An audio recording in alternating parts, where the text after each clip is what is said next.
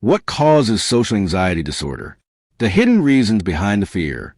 Have you ever walked into a room full of people and suddenly felt your heart racing, your hands sweating, your mind going blank, an overwhelming urge to escape? You tell yourself, it's just people. Why does this feel so terrifying? For millions of people around the world, this fear isn't shyness. It's not weakness. It's not a lack of confidence. It's social anxiety disorder. But where does this fear actually come from? Why do social situations feel so dangerous to the brain? And why do some people develop social anxiety while others don't? In this video, we're going deep. We'll uncover the real causes of social anxiety disorder, backed by psychology, neuroscience, childhood experiences, and modern research. By the end of this video, you'll understand why social anxiety feels so real, and most importantly, you'll realize it was never your fault. What is social anxiety disorder? Social anxiety disorder, also known as social phobia, is an intense and persistent fear of being judged, embarrassed, rejected, or humiliated in social situations.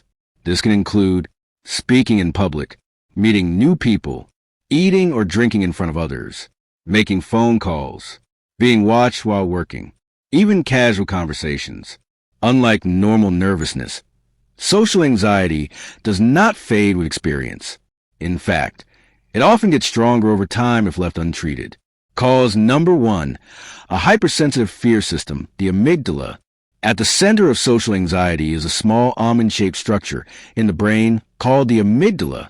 The amygdala's job is simple: detect danger, trigger fear, keep you alive.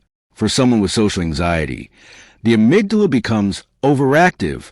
Instead of reacting only to real threats like fire or violence, it reacts to eye contact, silence in conversation, facial expressions, tone of voice, being the center of attention.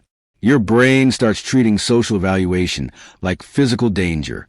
This is why your heart pounds, your breathing becomes shallow, your muscles tense, your mind goes blank, your body is preparing to fight or flee, even though nothing is actually threatening you. Cause number 2, genetics. You may have been born with it. Research shows that social anxiety disorder runs in families. If a parent or close relative has social anxiety, generalized anxiety, panic disorder, depression, your risk increases significantly. This doesn't mean social anxiety is guaranteed. It means your nervous system may be genetically more sensitive to stress and social evaluation. Think of it like this. Some people are born with a smoke alarm that only goes off during real fires. Others are born with a smoke alarm that goes off when someone lights a candle. Neither is a choice. Cause number 3, childhood experiences and early learning. One of the strongest causes of social anxiety lies in early life experiences. 1. Excessive criticism. If you grew up constantly criticized for how you spoke, how you behaved, how you looked, making mistakes, your brain learned being seen is dangerous. 2. Emotional neglect. When emotions were ignored or dismissed. Stop being dramatic. You're too sensitive. Just be normal. You learn to hide yourself to avoid rejection. 3. Overprotective parenting. When parents constantly warned you, don't embarrass yourself. People will judge you. Be careful what you say. Your brain learned, the world is watching and waiting for me to fail. Cause number 4, bullying, humiliation, and social trauma. A single humiliating experience can rewire the brain. Examples include being laughed at in class, public embarrassment, being mocked for your appearance or voice, rejection in front of others. The brain remembers emotional pain more strongly than physical pain. So even years later, your nervous system reacts as if this could happen again.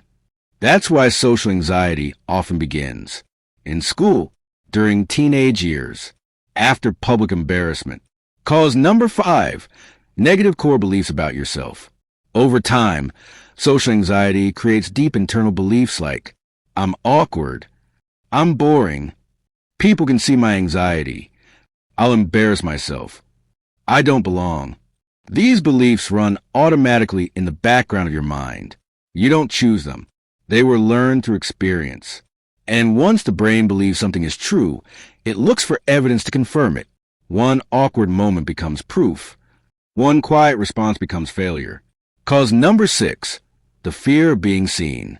At its core, social anxiety is not a fear of people. It's a fear of being seen, evaluated, and judged. Your mind constantly asks, how do I look? How do I sound? What are they thinking? This hyper-self-awareness pulls your attention inward, making conversations feel unnatural and exhausting. The more you monitor yourself, the harder socializing becomes.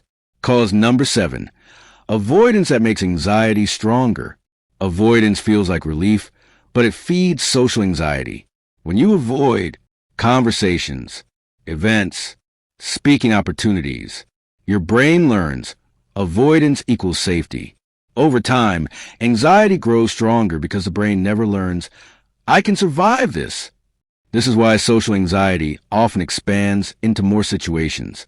Cause number 8, perfectionism and high standards.